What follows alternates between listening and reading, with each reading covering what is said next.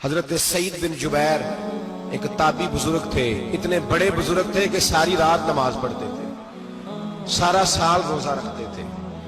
ایک دن انہوں نے ممبر پہ بیٹھ کے کہا کہ حجاج ظلم سے باز آ جائے ورنہ اللہ کی لاٹھی بڑی بے آواز ہے۔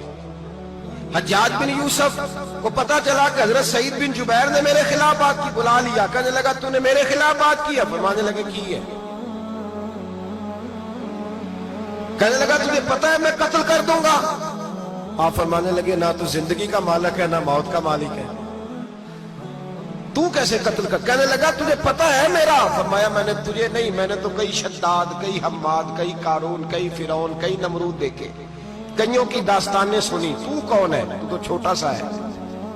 ایک جملہ ہے مولا جلال الدین رومی کا، بڑے درویش تھے، ایک بات کہہ گئے، کہنے لگے نمرود جتنے پیسے نہیں، فرعون جتنی حکومت نہیں، قارون جتنی دولت نہیں، ورنہ فرمانے لگے میرے زمانے میں بھی کئی لوگوں کا خدا بننے کو دل کرتا ہے، کئی لوگوں کا دل کرتا ہے، لیکن نمرود جتنے پیسے، فرعون جتنی طاقت اور قارون جتنی دولت نہیں، ورنہ ہو سکتا ہے لوگ دعویٰ کر جائیں معاذ اللہ ثم معاذ اللہ۔ یہ آج سے کئی سو سال پہلے وہ کہہ رہے ہیں، آج تو حالات بڑے ابتر ہیں، اس کی نسبت خطرناک۔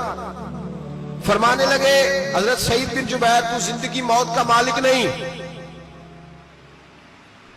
کہنے لگا پکڑو، قتل کرو اسے، لے جاؤ۔ جب پکڑ کر کھینچ کر لے جا رہے تھے نا تو حضرت سعید بن جبیر مسکرانے لگے۔ اب ظالم کے سامنے مسکرائے تو اس کو بڑا غصہ آیا کہ میرا مذاق اڑاتا ہے، بلا لیا، ادھر آؤ، کیوں مسکرا رہے ہو، کیا ہوا؟ تو حضرت سعید بن جبیر کہنے لگے میں مسکرا رہا ہوں تیری بیوقوفی پر اور اپنے اللہ کی دی ہوئی ڈھیل پر۔ میں مسکرا رہا ہوں کہ یا اللہ کیا بات ہے، کیا تیرا شان ہے، کیسے لوگوں کو ڈھیل دی ہوئی ہے۔ میں مسکرا رہا ہوں تیری بیوقوفی پر کہ تو سمجھتا ہے شاید مجھے پوچھنے والا کوئی نہیں۔ کہنے لگا اس کو باہر نہ لے جاؤ، میرے سامنے قتل کرو۔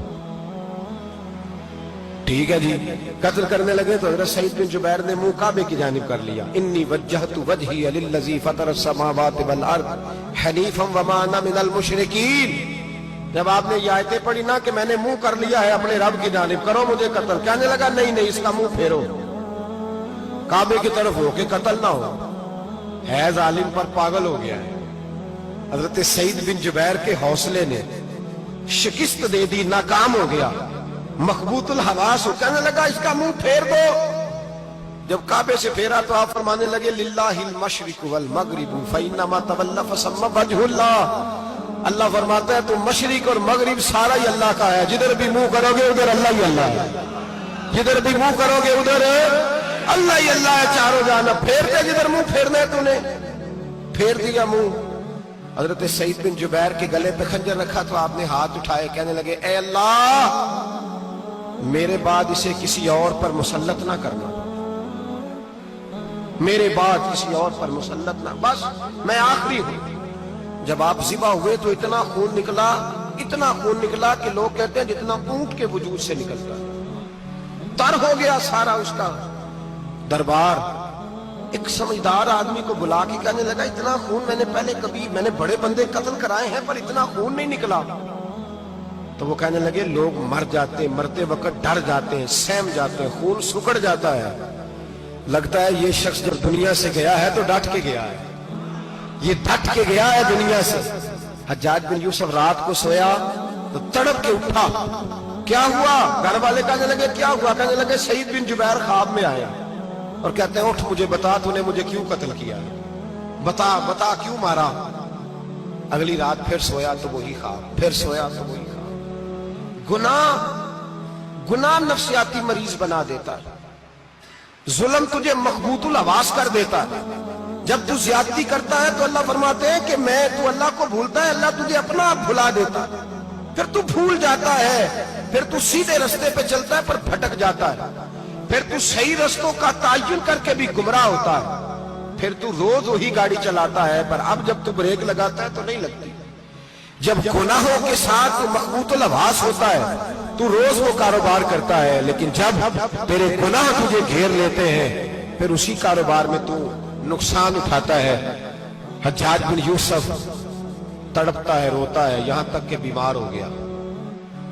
पेट में दर्द होती है, पता नहीं क्या हुआ, तकलीफ होती है, पता नहीं। सारे हकीम, तबीब, डॉक्टर,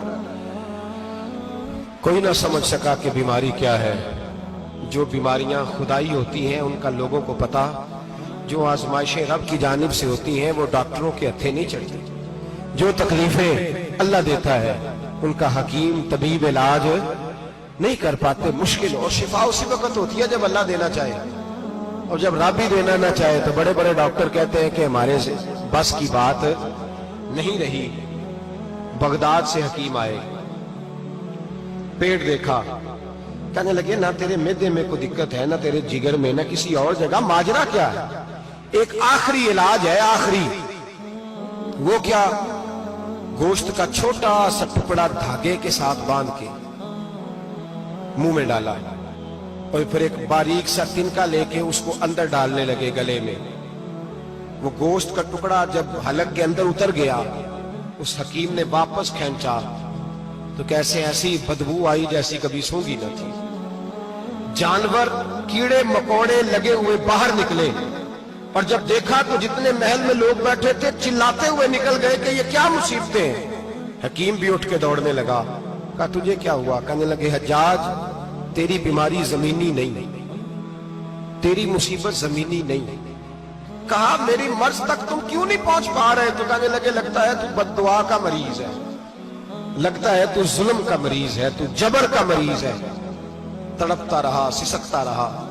एक वक्त वो भी आया कि घर वालों ने कमरे में बंद करके ताला लगा दिया, दीवार से टक्करे मारता।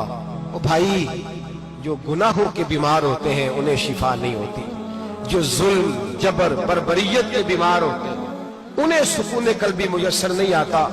दवाइयां उन बीमारियों की बनी हुई हैं जो बीमारियां जमीनी हैं, जो बीमारियां खुराक की बद परहेजी से होती हैं, जो गुनाहों की बद परहेजी से होती हैं, उनकी बीमारियां, उनकी शिफा तौबा है, उनकी शिफा रुजू इल्लाह है। उनकी तौबा, अल्लाह से माफी मांगने से शिफा होती है। हज्जाज जब मरने लगा तो बुलाया, ये रंग भी जरा मुलाजा कीजिएगा, दो चार करीबियों को बुलाया। पता होता है ना अपने करतूतों का आदमी को, पता सारा है सरदार को कीती है, जब पता होता है सारा। बुला के कहने लगा जब मैं मर जाऊं तो मुझे रात को दफन करना। क्यों भाई, औरत है? कहने लगा नहीं, रात को दफनाना। ठीक है, रात को दफना देंगे। फिर कहने लगा जब सुबह हो जाए तो सुबह होने से पहले पहले मेरी कब्र जमीन के बराबर कर देना, निशान मिटा देना। का वजह, तू कलमा पढ़ता है, हुजूर का हुक्म है कि कब्र कम से कम एक बालिश, एक गेट ऊंची होनी चाहिए जमीन से, कम से कम। तो तू तेरी कब्र मिटा दे, वजह पता होता है अपने जुल्मों का। कहने लगा मुझे पता है, लोग मेरे मरने के बाद मेरी कब्र भी नहीं छोड़ेंगे।